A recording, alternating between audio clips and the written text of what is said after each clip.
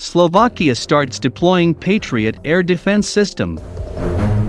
Prague, March 20. Reuters, the Patriot air defense system has started arriving in Slovakia from NATO partner countries and the deployment will continue in the coming days, Slovakia's defense minister said on Sunday.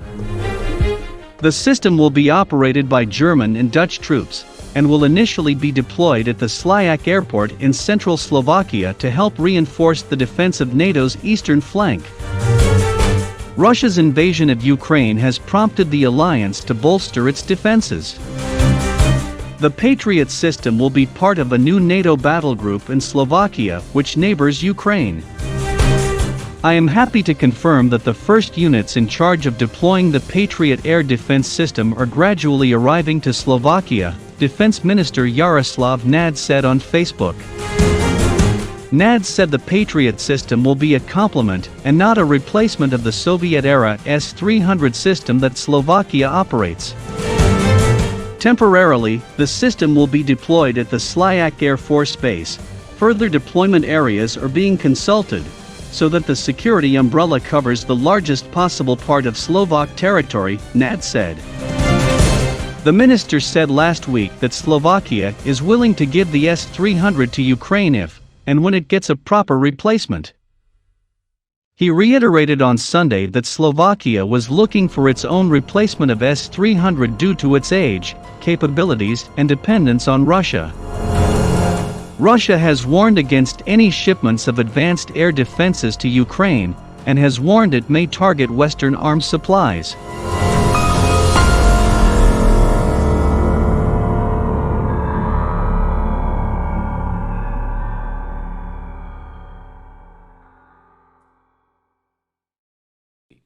The blockade of Mariupol will go down in history of responsibility for war crimes.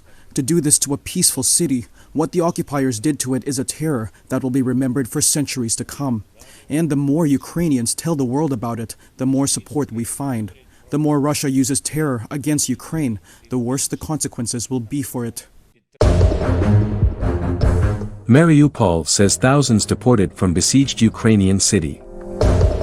Ukrainian President Volodymyr Zelensky said Russia's siege of the port city of Mariupol was a terror that will be remembered for centuries to come, while local authorities said thousands of residents there had been taken by force across the border. Over the past week, several thousand Mariupol residents were deported onto the Russian territory, the city council said in a statement on its Telegram channel late on Saturday. Russian news agencies have said buses have carried several hundred people Moscow calls refugees from Mariupol to Russia in recent days. Many of Mariupol's 400,000 residents have been trapped for more than 2 weeks as Russia seeks to take control of the city, which would help secure a land corridor to the Crimea Peninsula that Moscow annexed from Ukraine in 2014. President Vladimir Putin calls the assault on Ukraine, which began on February 24, a special operation to demilitarize the country and root out people he terms dangerous nationalists. Western nations call it an aggressive war of choice and have imposed punishing sanctions aimed at crippling Russia's economy. Ukraine and its Western backers say Russian ground forces have made few advances in the last week, concentrating their efforts instead on artillery and missile strikes, often into urban centers. Ukrainian presidential advisor Alexei Arestovich said on Sunday there had been a relative lull over the past day, with practically no rocket strikes on Ukrainian cities. He added that front lines were practically frozen. The Mariupol bombardment has left buildings in rubble and severed central supplies of electricity, heating and water, according to local authorities. Rescue workers were still searching for survivors in a Mariupol theater that local authorities say was flattened by Russian airstrikes on Wednesday. Russia denies hitting the theater. Mariupol City Council also said Russian forces bombed a Mariupol art school on Saturday in which 400 residents were sheltering, but the number of casualties was not yet known. Reuters could not independently verify the claims. Russia denies targeting civilians. Zelensky said the siege of Mariupol was a war crime. To do this to a peaceful city, is a terror that will be remembered for centuries to come, he said in a late-night broadcast. Still, he said, peace talks with Russia were needed, although they were not easy and pleasant. Missile strikes. Air raid sirens sounded across Ukrainian cities on Sunday, and Russia's defense ministry said cruise missiles were launched from ships in the Black Sea and Caspian Sea, as well as hypersonic missiles from Crimean airspace.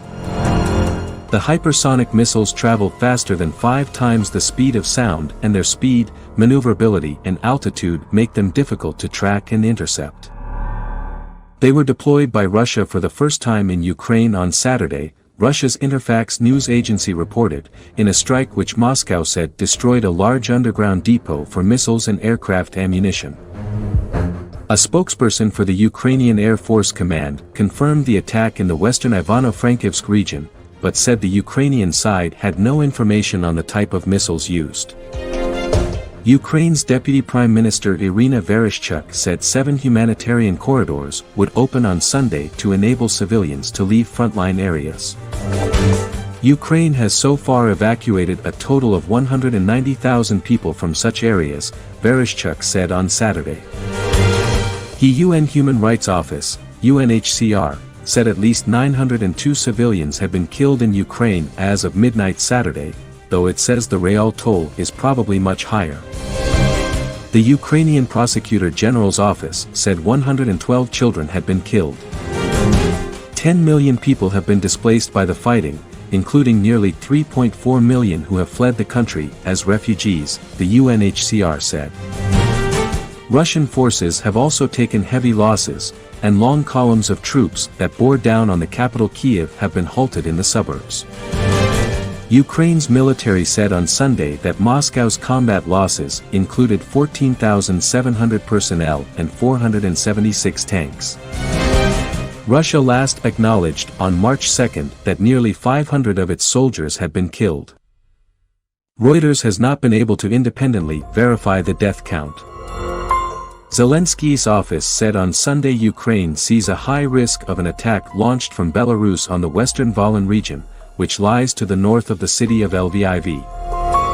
It was not immediately clear whether Ukraine saw such an attack coming from Russian or from Belarusian forces. While Belarus is a close ally of Putin's and has served as a staging post for Russian forces, it has so far not publicly committed troops to supporting Russia. In Syria, some paramilitary fighters say they were ready to deploy to Ukraine to fight in support of their ally Russia, but have not yet received instructions to go.